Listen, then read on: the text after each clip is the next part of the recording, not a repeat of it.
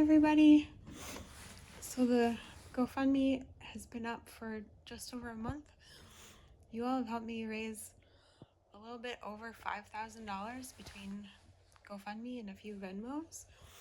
I wanted to send a huge thank you for keeping me afloat during these really difficult times. A lot of things have been chaos and crisis and nightmarish, except for the ways you all are showing up for me. The people who are appearing to make it different, and the way you folks are sharing my story and your resources to help make it different and to bring more love and security into the situation. So thank you.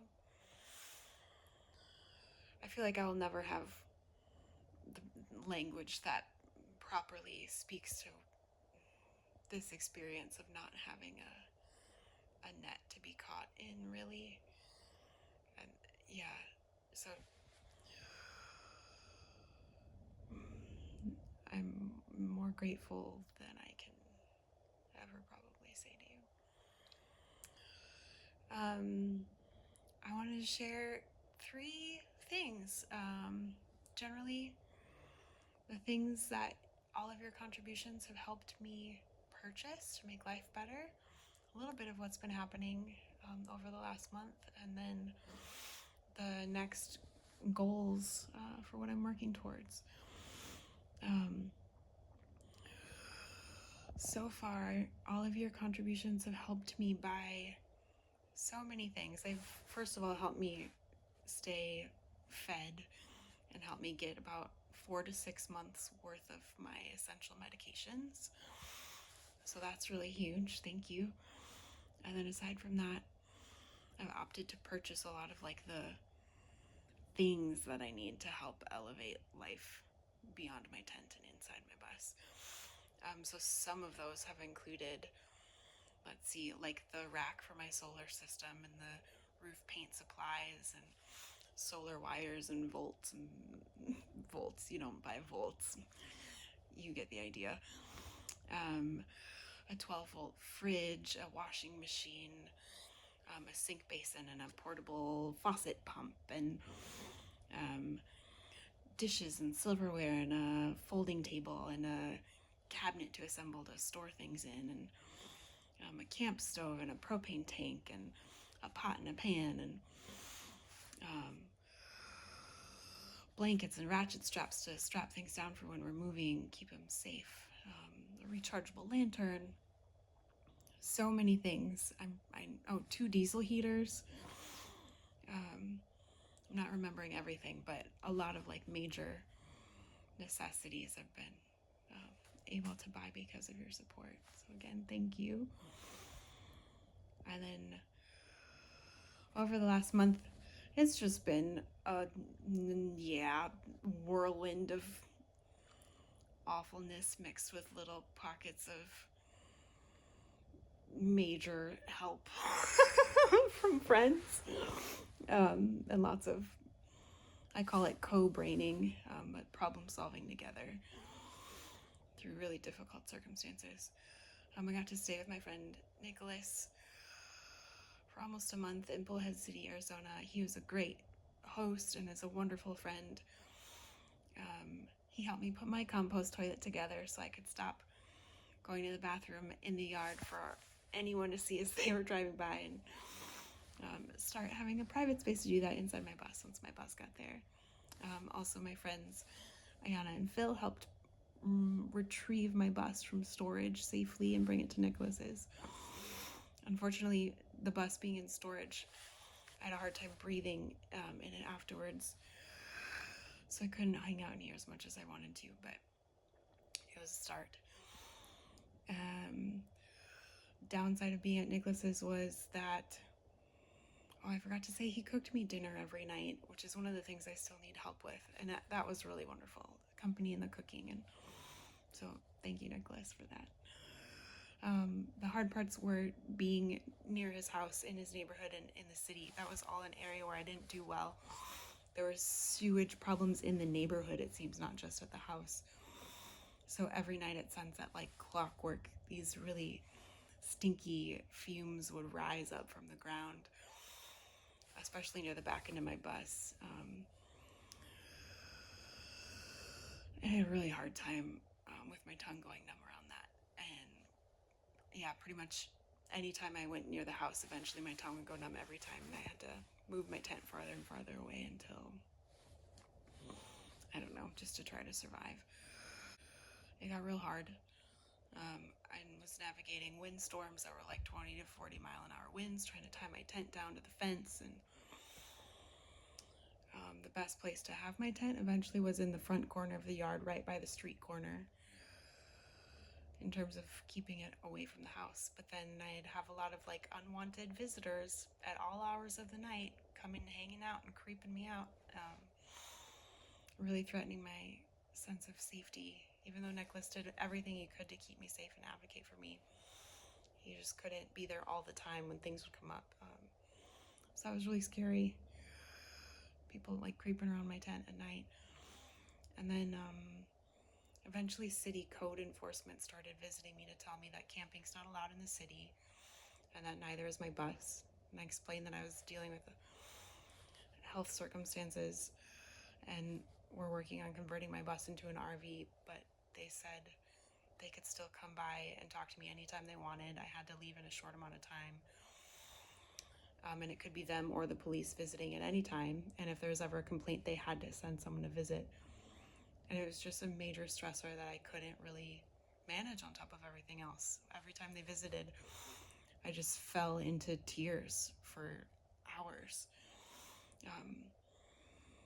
Like I'm really in a situation where I need help, not people to tell me I'm doing things against the rules.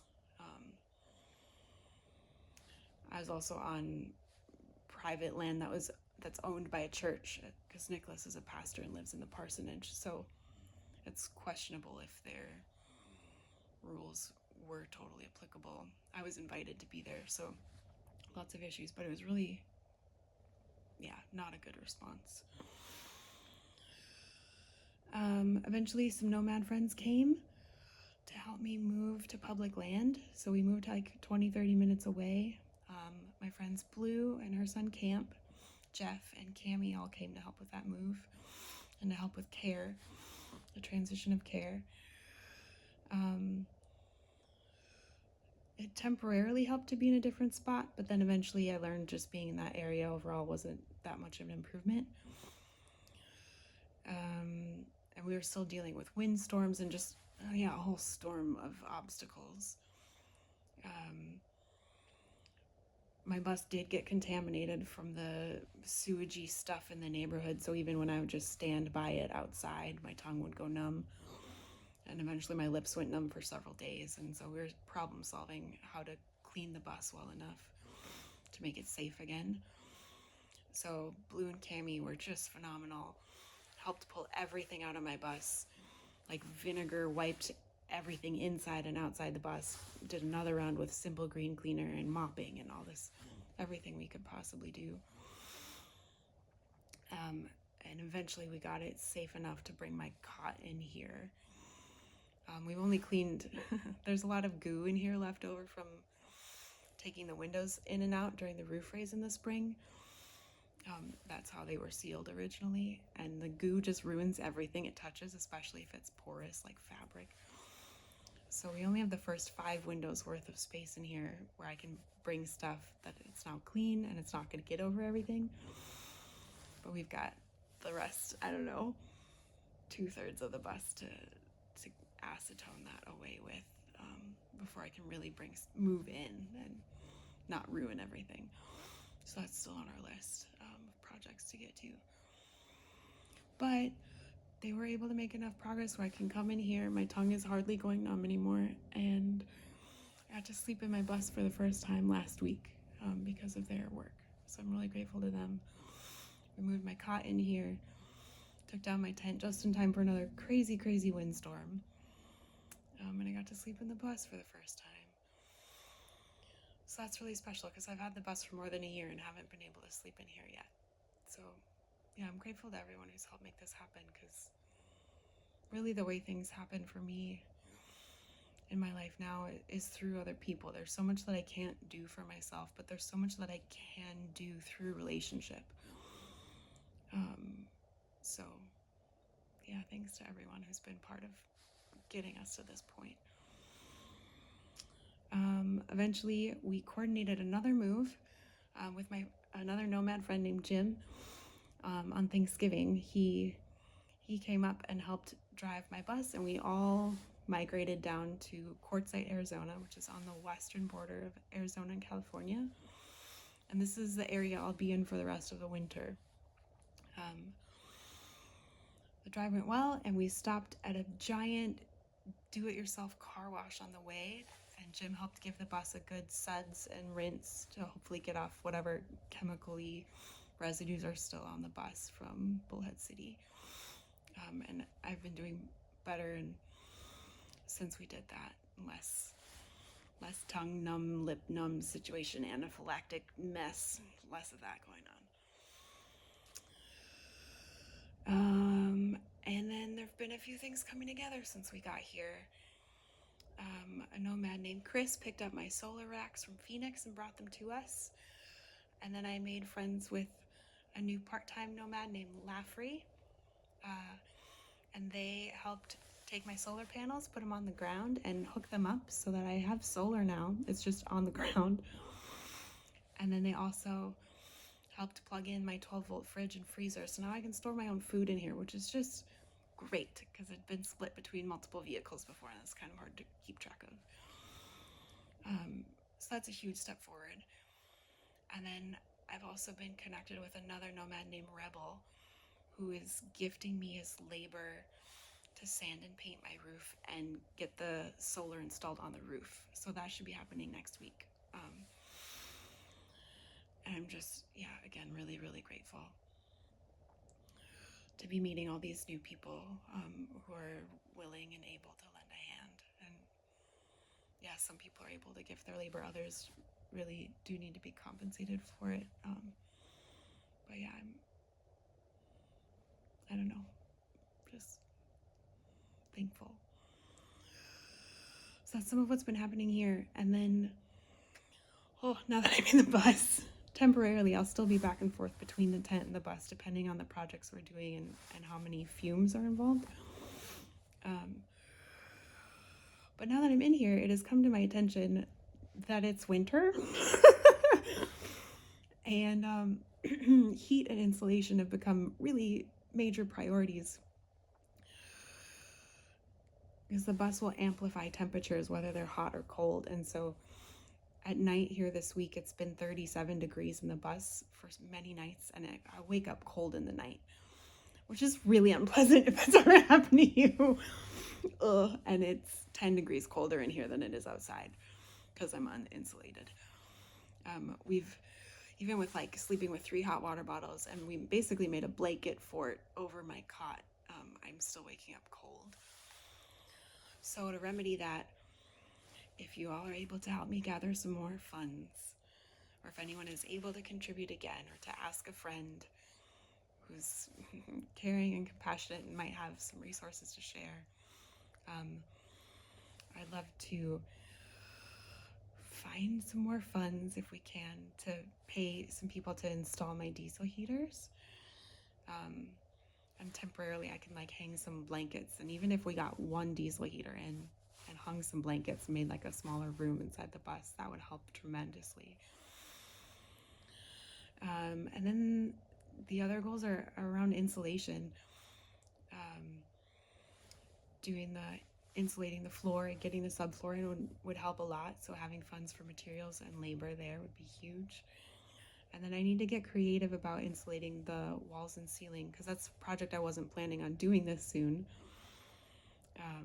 Which just, it wasn't in my mind that winter's almost here. And I'm gonna have to figure that out if I'm gonna do okay in my body.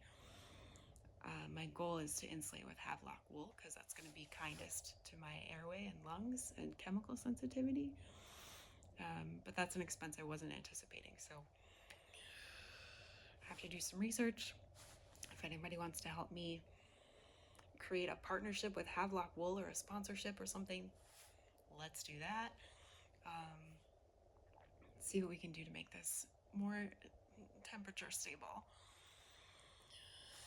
Beyond that, I still have not gotten a mattress, but really look forward to doing that at some point. I blow up my air mattress at least twice a day because of the temperature fluctuations. It's great air mattress, but it's a lot of work. And I might have a goal of gathering some friends to help in like a work party and buying some paint to paint the exterior of my bus. And that way we'd get one of the big fumey projects out of the way. And then bringing in something that's porous that I sleep on, like a mattress, would feel safer to me once that project is done. It'd be a little less work to bring the mattress in and out, or in and out of a bag, etc.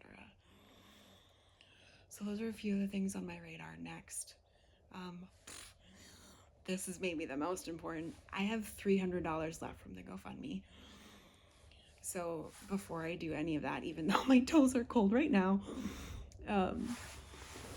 my temperature thing says it's 52 degrees in here right now, and it's only 7 o'clock.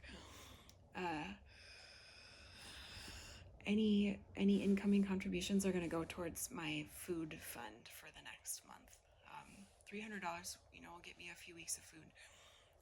But once that's spent, then I don't have anything. So if you're able to help, or if you know folks who are able to help, that would mean a lot to me. This is very much like swinging on jungle vines, and I don't really know if I'm going to catch the next one, or if there'll be a next one to catch. So me just being here after a month, being fed and safe, is a huge testament to your care and our relationships and the kind of support we want to create for people in need. So thanks for being part of that community. And as we go forward, I'm excited to show you some of the things I've been able to order as they come in and as we set them up, and share briefer bits of progress with you. Thanks so much for your love and your, commitment to me and people being cared for in this world, especially in a time where everybody seems to be struggling. Sending you lots of love.